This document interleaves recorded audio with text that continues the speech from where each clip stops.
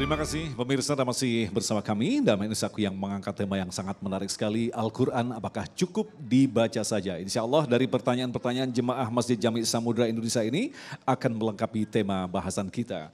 Pertanyaan pertama akan disampaikan oleh Bapak Herman yang akan dijawab oleh Ustadz Fahmi Salim. Silahkan. Baik. Bismillahirrahmanirrahim. Silakan. Assalamualaikum warahmatullahi wabarakatuh. Pak Kiai yang saya hormati dan pemirsa yang berbahagia. Menarik sekali terkait dengan tadi yang telah disampaikan oleh Pak Kiai, bahwa kita terus berupaya untuk melakukan membaca Al-Quran, dan bahkan kita khawatir rumah kita jangan-jangan seperti kuburan. Tetapi yang menjadi pertanyaan saya adalah, kenapa kita sudah berupaya untuk bisa melantun Al-Quran di rumah, tetapi menjadi kekhawatiran saya tadi ketika jangan-jangan Al-Quran yang kita baca cuma sampai di tenggorokan. Oleh karena itu apa kiat-kiat kita untuk semakin semangat membaca Al-Quran, dan tentunya tidak sampai di situ, sampai di hati dan sampai implementasi kita pelajari. Demikian, wassalamualaikum warahmatullahi wabarakatuh. Waalaikumsalam warahmatullahi wabarakatuh. Silakan Ustadz Fahmi. Terima kasih, pertanyaan yang bagus dan luar biasa. Kenapa kita udah baca Quran tapi belum masuk dalam hati dan melahirkan sebuah amal, apalagi menjadi peradaban. Antara idealitas di dalam Al-Quran, contoh-contoh ideal yang ada dalam Quran dengan realitas umat Islam itu masih sangat jauh. Jauh sekali terpaut perbedaannya. Ya. Kenapa demikian? Dari keluarga, dari urusan kehidupan berbangsa, bernegara, kehidupan ekonomi, kehidupan sosial, budaya, politik. Kenapa? Nilai-nilai ideal dalam Quran itu kok jauh tidak berbanding lurus dengan realitas kehidupan umat Islam. Jawabannya, Allah Subhanahu wa taala berfirman, alam ya'ni lilladzina amanu an takhsha'a qulubuhum li dzikrillah wa ma nazala minal haq. Apakah belum tiba waktunya bagi orang-orang yang beriman hati mereka ini khusyuk, tunduk, patuh kepada Allah Subhanahu wa taala dengan berzikir kepada Allah dan mengikuti apa yang ada yang diturunkan oleh Allah dalam wahyu Al-Quranul Karim. Nah, ini yang menyebabkan umat Islam ini sudah beragama Islam, udah. Dikatakan orang beriman, udah. Belajar Quran, udah. Tapi belum melahirkan peradaban, belum melahirkan amal, realitas yang nyata sesuai dengan petunjuk Al-Quran, karena kebanyakan hati kita belum khusyuk ketika baca Quran. Ada yang tujuannya baca Quran untuk apa? Untuk tujuan dunia. Ingin menang lomba-lomba.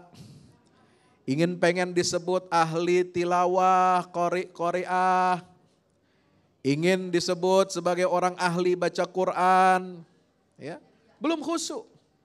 Kita pun baca Qurannya nyuruh anak keluarga kita juga baru setengah-setengah. Udah, yang penting anak bisa baca Quran. Yang penting anak udah bisa baca huruf Quran, selesai. Lalu kemudian tidak dilanjutkan dengan pendidikan bagaimana menanamkan ruh Al-Quran itu dalam kehidupan kita. Ini pekerjaan yang tidak bisa kita kerjakan separuh waktu. Tahu separuh waktu? Kalau kata orang barat, sono bilangnya part time. Sometimes. Kali-kali waktu aja. Entar-entar aja. Betul? Tapi ini harus menjadi sepenuh waktu, bukan separuh waktu. Ya. Mulai dari kita hidup, menikah, kita punya anak, melahirkan anak, kita mendidik anak sekolah, itu semua harus dengan apa? Nilai-nilai Al-Quran, supaya lahir keluarga-keluarga Quran. Itulah yang dicontohkan oleh Nabi SAW dengan pendidikan di Baitul Arqam bin Abil Arqam. Dengan apa? Rasulullah menanamkan pendidikan pertama kepada para sahabatnya, yaitu dengan iman dan Al-Quran. Nggak ada yang lain. Iman pelajaran yang pertama, baru Quran. Jangan Quran dulu, imannya belakangan. Nah, na'udzubillah min. Kalau cuma Quran saja tapi tidak ditanamkan akidah yang kuat, iman yang kuat, ini tidak akan melahirkan etos, tidak akan melahirkan peradaban.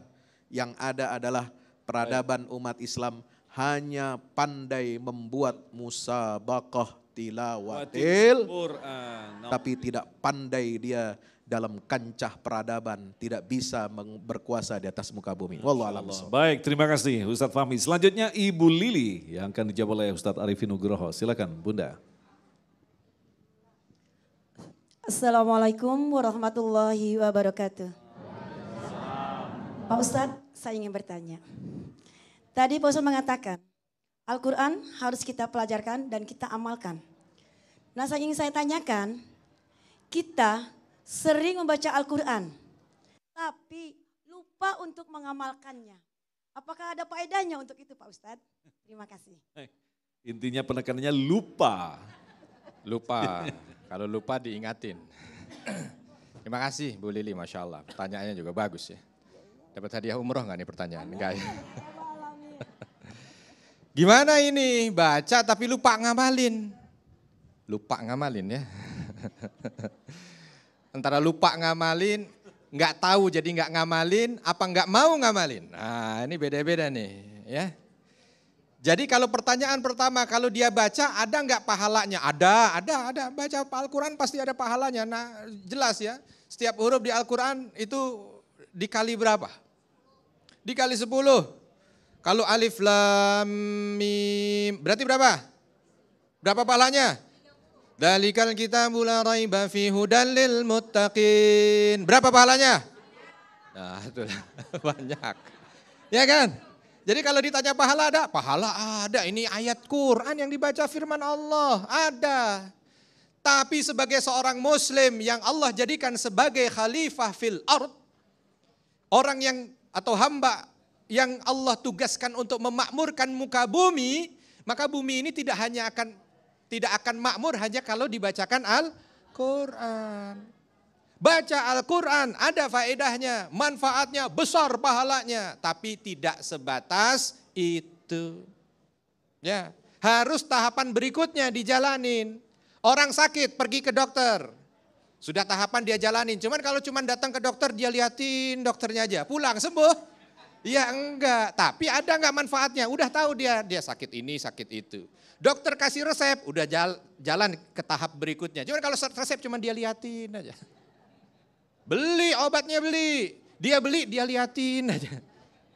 Enggak sempurna, dia minum dengan izin Allah, Allah akan berikan kesembuhan. Setelah dia ikhtiar, kan begitu. Harus sempurna, kalau enggak sempurna ya enggak bisa. Ya, yang enak kalau setengah matang itu apa? Telur setengah matang mah enak. Ini harus sempurna, baca, habis dibaca pahamin. Kalau nggak paham bagaimana mau ngamalin gitu kan. Makanya nggak mengamalkan itu sebabnya karena apa? Mungkin karena nggak paham, mungkin karena nggak mau, mungkin karena lupa, mungkin. Nah, banyak itu kemungkinannya, tinggal coba dilihat itu. Tapi yang jelas baca dapat pahala tapi belum sempurna. Tujuan Al-Quran diturunkan itu sebagai mukjizat kepada Nabi Muhammad SAW. Dia akan menjadi apa? Hudan lil muttaqin. Petunjuk.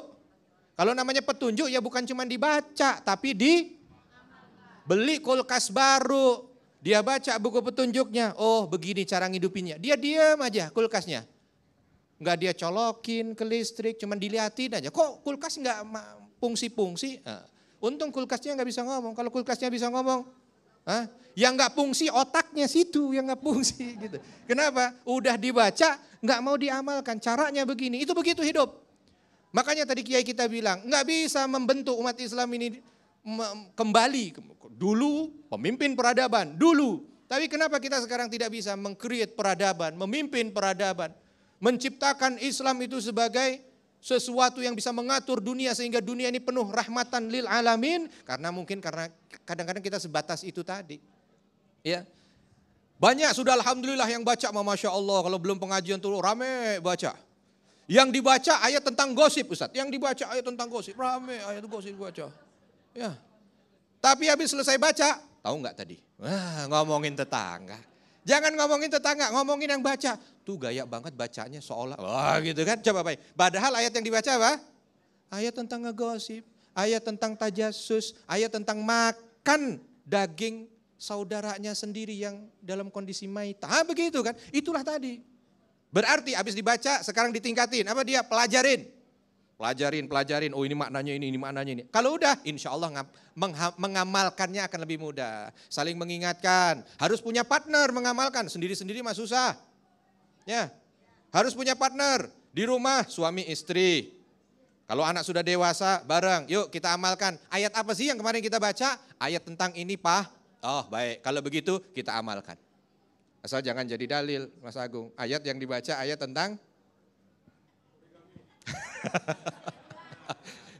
Oke mah, berarti praktek bukan begitu ya. Tuh dibaca, udah begitu nanti dengan anak juga begitu. Mau sekolah Bu, makanya ibu-ibu harus pinter. Kayak ibu-ibu di sini nih. Ini kalau udah jilbabnya warna pink begini pinter pasti. Ya, kenapa ibu harus pinter? Karena ibu itu madrasatul ula itu di rumah. Ya. Nggak perlu sampai gelar tinggi-tinggi, nggak para sahabiah juga bukan orang yang punya gelar tinggi, tapi dekat dengan Al-Quran. Sehingga otaknya dilatih Al-Quran. Cerdas semua gara-gara Al-Quran. Ajar tuh, sehingga anak-anak diajarin, nah baca satu ayat, oke. Habis itu jalan ke sekolah kamu amalin. Nanti lingkungan begini juga di masjid, saling mengingatkan antara pengurus dengan yang lain. Ada ayat yang dibaca, habis itu saling mengingatkan untuk mengamalkan. Nanti lingkungan berubah ke negara, Masya Allah. Betul-betul Al-Quran bisa membumi. Kalau sudah begini, rahmatan lil alamin. Enggak perlu hadiah begini mah dari orang mah kecil. Hadiah orang mah. Ini hadiah langsung Allah turunin dari langit. Maka lihatlah peradaban yang pernah ada di muka bumi ini. Selama Islam memimpin dunia, pasti di situ semuanya mampu untuk menerapkan dan mempraktekkan nilai-nilai Al-Quran dalam kehidupan mereka. Itu pasti.